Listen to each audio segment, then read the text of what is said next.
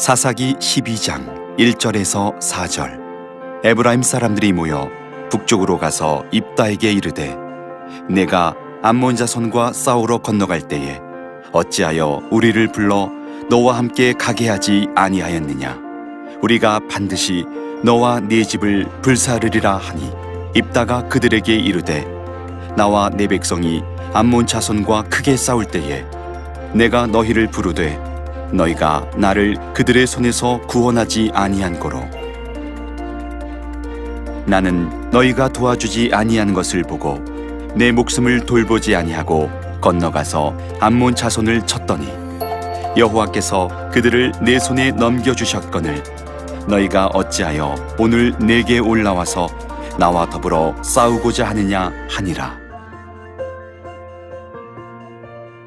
입다가 길앗 사람을 다 모으고 에브라임과 싸웠으며 길앗 사람들이 에브라임을 쳐서 무찔렀으니, 이는 에브라임의 말이 너희 길앗 사람은 본래 에브라임에서 도망한 자로서 에브라임과 므낫세 중에 있다 하였음이라.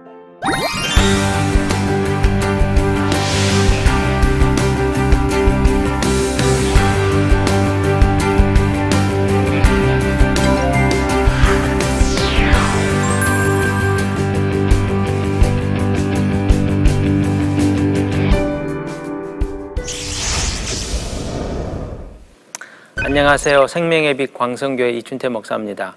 오늘은 사사기 13강 사사 입다 이야기, 입다와 에브라임의 내전에 대해서 공부해 보겠습니다. 먼저 세 가지 포인트를 짚어볼까요? 첫 번째, 입다와 에브라임 지파의 내전 발생 원인이 된 상한 감정이 얼마나 치명적인지 살펴보고 치유의 필요성을 배워보겠습니다. 두 번째는 죄와 상처를 방치할 때 스며드는 영적 혼미함의 위험성과 그 대처 방안을 배워보겠습니다. 세 번째는 입다와 에브라임의 내전을 통해 옳고 그름을 따지는 것보다 사랑으로 공동체 연합을 이루는 것이 얼마나 중요한지 살펴보겠습니다. 먼저 입다에게 찾아온 영적 위기인데요. 암몬 족속과의 전쟁에서 승리한 입다에게 위기가 찾아오게 됩니다. 그것은 에브라임 지파와의 불화였죠. 사사기 12장 1절에 보면 에브라임 사람들이 모여 북쪽으로 가서 입다에게 이르되, 네가 암몬 자손과 싸우러 건너갈 때에 어찌하여 우리를 불러 너와 함께 가게 하지 아니하였느냐? 우리가 반드시 너와 내 집을 불사르리라 하니, 지금 보면 에브라임 지파가 사사 입다에게 불평과 그리고 불만을 표현하고 있습니다. 그 이유는 암몬과의 전쟁에 사사 입다가 에브라임 지파를 참전시키지 않았다는 표면적인 이유 때문이지요.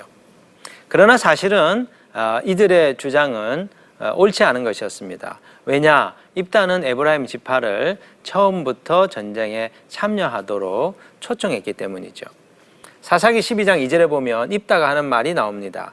입다가 그들에게 이르되, 나와 내 백성이 암몬 자손과 크게 싸울 때에 내가 너희를 부르되 너희가 나를 그들의 손에서 구원하지 아니한 고로. 분명히 입다는 내가 너희를 불렀고 너희가 나를 그들의 손에서 구원하는 일에 참여하지 않았다고 분명히 얘기하고 있습니다.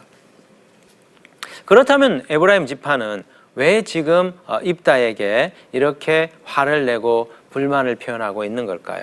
그 핵심적인 이유는 이 전쟁에서 에브라임 지파가 중심적인 역할을 하지 못한 데 그 이유가 있습니다. 이런 에브라임 지파의 행동은 어제 오늘의 일이 아니었습니다.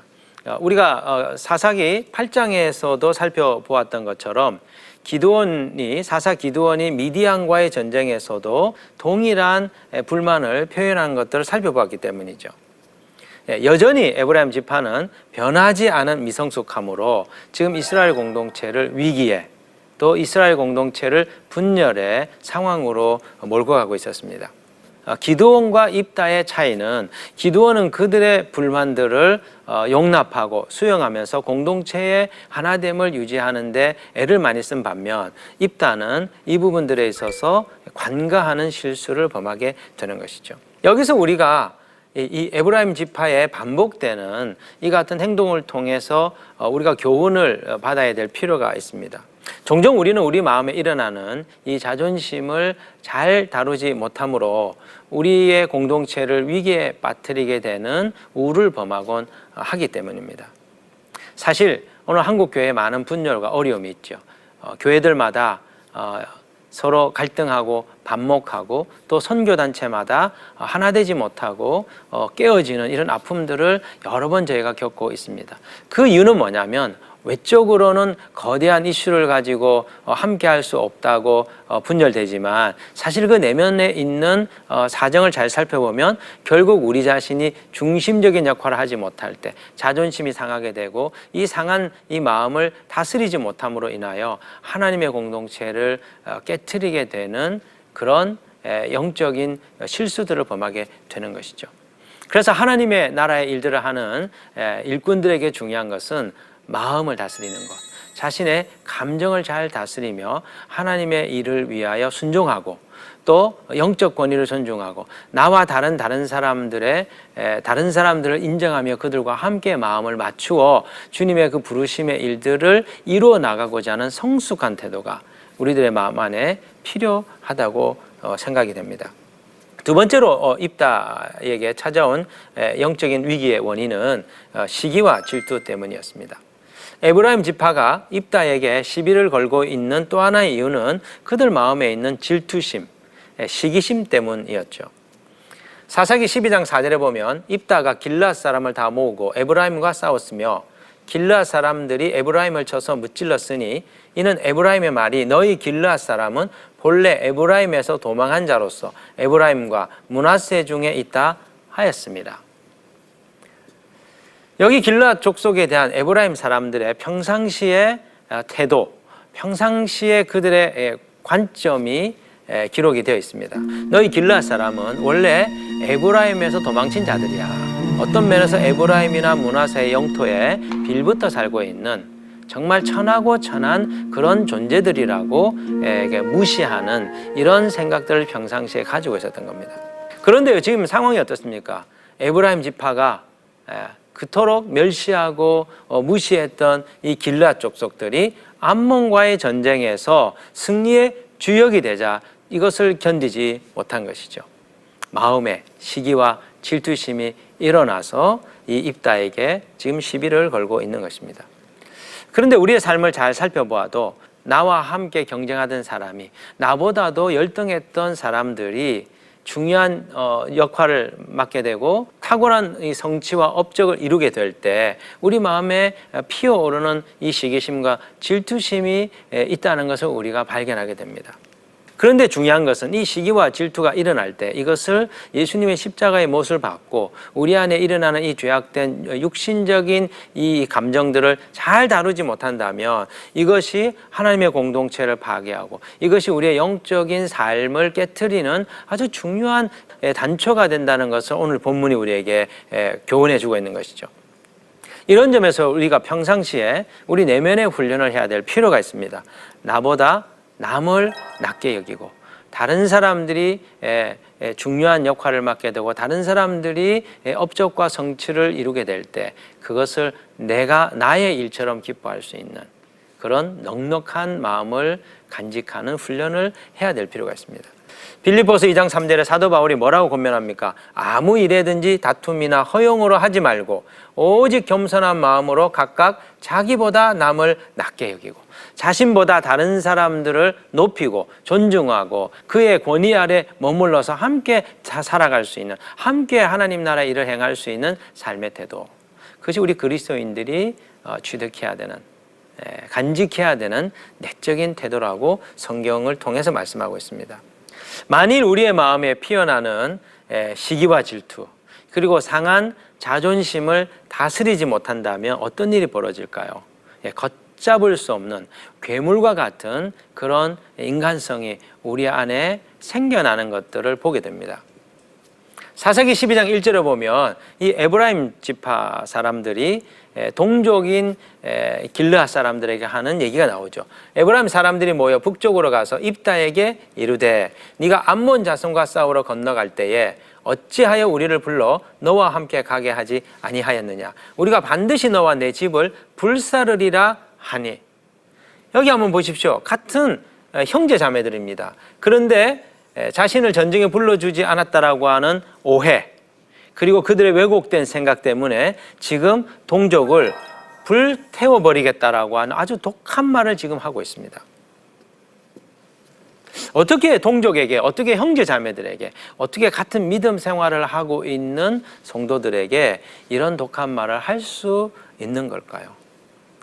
사람 안에 들어오는 죄악성이, 사람 안에 스며드는 죄된 감정이 이렇게 사람을 변질시킬 수 있다는 것입니다. 여러분, 마음에 일어나는 질투심, 우리 마음에 있는 상한 자존심, 이런 것을 가볍게 여기면 안 됩니다. 창세기에 나와 있는 것처럼 가인과 아벨은 정말 기쁜 마음으로 하나님 앞에 제사를 드립니다.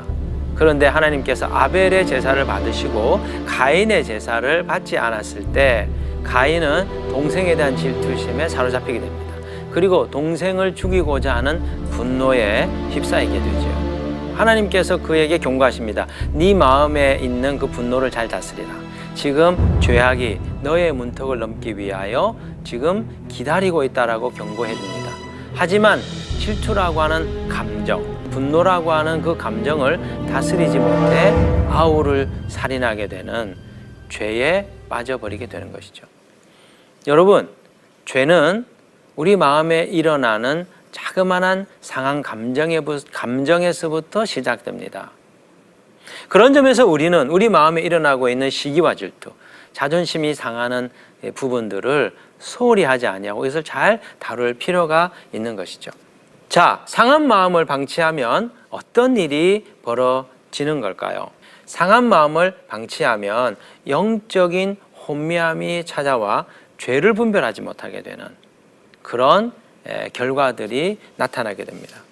사실 에브라임 지파는 입다로부터 전쟁에 참여해달라는 요청을 받았습니다. 그런데 지금 이들은 자신들이 언제 그런 요청을 받았냐고 입다에게 반문하고 있는 것이죠. 왜 그럴까요? 지금 영적인 혼미함에 사로잡혀서 그들이 들었던 말을 기억하지 못하는 것입니다. 사람이 죄에 빠지고 상처에 집착하게 되면 어떤 일이 벌어지냐? 영적인 분별력을 상실하게 됩니다. 영적인 명료함을 잃어버리게 됩니다. 그 결과 자신의 잘못을 인식하지 못하게 돼요. 분명히 자기가 한 말, 분명히 자기가 했던 행동, 그것이 문제가 됨에도 불구하고 언제 내가 그렇게 했냐고 반문할 정도로 영적인 분별력을 상실하게 되는 것이죠. 오히려 이런 상태에 빠지면 모든 문제를 다른 사람의 탓으로, 그리고 외부에서 이 문제의 원인을 찾으며 자기 회피에 빠져들게 됩니다. 자, 고린도후서 4장 4절에 보십시오. 그 중에 이 세상의 신이 믿지 아니하는 자들의 마음을 혼미하게 하여, 보십시오. 지금 이 세상의 신이 사람들의 마음을 혼미하게 한다고 지금 얘기하고 있습니다.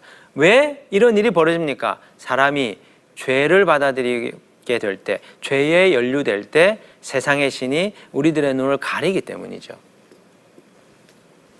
여러분, 시기, 질투, 자존심, 분노, 이런 것들이 우리 마음에 일어날 때 이것을 가볍게 여겨서는 안 됩니다. 이런 것들을 방치해서는 안 됩니다. 이런 것들을 방치하고 이것이 우리 내면에 누적이 될 때 그때 마귀들이 틈을 타게 되며, 그래서 우리의 영적인 감각을 마비시키고 우리를 혼미하게 만드는 일들이 우리의 내면 안에서, 우리의 영혼 안에서 일어나기 때문입니다. 그 결과 하나님의 이 복음의 광채, 하나님의 영광의 그 말씀을 들어도 깨닫지 못하게 되는, 하나님 말씀을 듣고 하나님의 은혜를 받아도 그것이 은혜인 줄 깨닫지 못하게 되는 신앙생활에 이 악순환이 반복되게 되는 것이죠. 그렇다면 이 영적인 혼미함을 깨트리기 위해서 어떻게 해야 될까요? 저는 여러분에게 4가지 방법을 말씀드리고 싶습니다. 첫 번째, 마음이 상하는 일이 벌어질 때 정직하게 하나님 앞에 자신의 상한 마음을 고백하는 게 중요합니다. 내가 어떤 일로 인하여 마음이 상하였고 어떤 사람 때문에 내 마음이 지금 어려운지 그것을 솔직하게 하나님에게 털어놓는 것이죠. 두 번째 중요한 것은 상한 감정 때문에 또 다른 죄된 생각과 감정이 내 안에 들어올 때 그것을 받아들인 것을 회개하는 게 필요합니다. 사실 다른 사람이 우리에게 해를 주죠. 우리를 화나게 합니다. 하지만 우리 자신이 그 분노를 털어내고 우리 마음을 지키면 죄에 빠지지 않을 수 있죠. 하지만 다른 사람이 나에게 해를 줄 때 내 마음에 분노가 일어나고 일어나는 분노를 내가 받아들임으로 인하여 그것이 죄가 되는 것입니다. 세 번째 단계는 상한 마음을 건드려서 죄악에 빠지게 만드는 어둠의 세력들이 있습니다. 이 어둠의 세력들이 내 영혼 안에 자리 잡지 못하도록 예수 그리스도의 이름으로 대적하여 내게서 떨쳐내는 기도를 하는 게 필요해요. 그리고 네 번째 필요한 것이 뭐냐면 우리들의 영혼 안에 성령의 빛을 비추어 주시고 진리의 빛을 비추어 주셔서 하나님의 임재로 우리의 영혼이 충만하게 되도록 하나님께 기도하는 게 필요합니다. 그럴 때 영적인 혼미함이 물러가고 영적인 명민함이, 영적으로 깨어있는 감각이 우리 안에 일어나게 되는 것이죠. 그래서 하나님의 가까이 이 계심을 느끼게 되고 하나님 주시는 그 은혜들을 아주 민감하게 빨아들이게 되는 그 영혼의 선순환이 일어나게 되는 것입니다.